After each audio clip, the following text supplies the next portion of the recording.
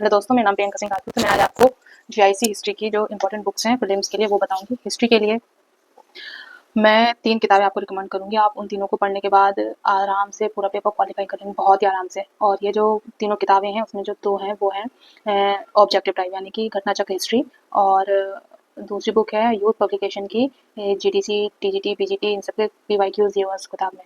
आप मेरे शॉर्ट्स में जाके देख सकते हैं उस किताब को। तीनों किताबों को मैंने दिखाया हुआ है। और तीसरी किताब है किरण पब्लिकेशन की भारतीय इतिहास।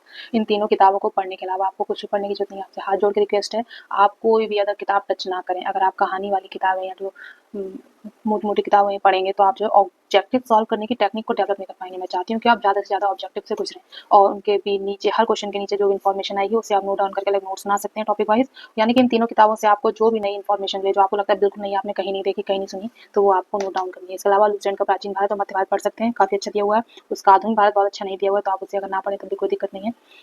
ये तो हुई आपकी इतिहास की स्ट्रेटजी। इसके अलावा अब आया सामान्य अध्ययन। सामान्य अध्ययन में क्योंकि मैंने घटनाचक्र पढ़ी थी पीछे से, आप क्या कर सकते हैं, आप जो है लुसेंट से पॉलिटी, और अगर आपको बिल्कुल नहीं आ रहा है तो पॉलिटी और साइंस देख सकते हैं। इसके अलावा अगर आप घटनाचक्र पढ़ें तो बहुत अच्छा होगा। करंट के लिए घटनासार देख सकते हैं, एक छोटी सी करंट की बुक आती है, जब एग्जाम होगा उसके आसपास ले लीजिएगा, 6 महीने की वो देख लीजिए, या 1 वर्ष वाली। और दूसरा आप यूपी स्पेशल फोकस कीजिए। थोड़ा सा मैथ और रीजनिंग आएगा वो आप कर लेंगे। अगर थोड़ी बेसिक जानकारी भी है 10th तक की मैथ्स आपने देखी है तो वो आप कर लेंगे।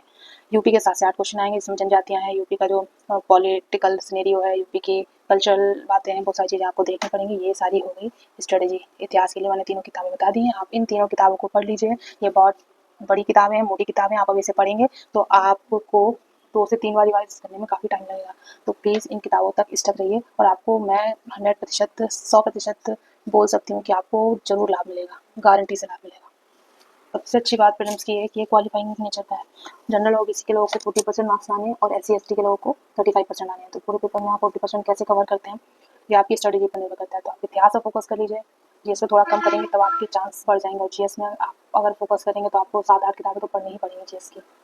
तो मैं चाहती हूँ कि आप इतिहास को अपने हाथ में रखिए और जीएस को थोड़ा थोड़ा पढ़ते रहिए, तो आप जो है क्वालिफाई कर लेंगे। और जब मेंस आएगा तो मेंस की स्ट्रेटजी मैं आपको फिर से बताऊंगी।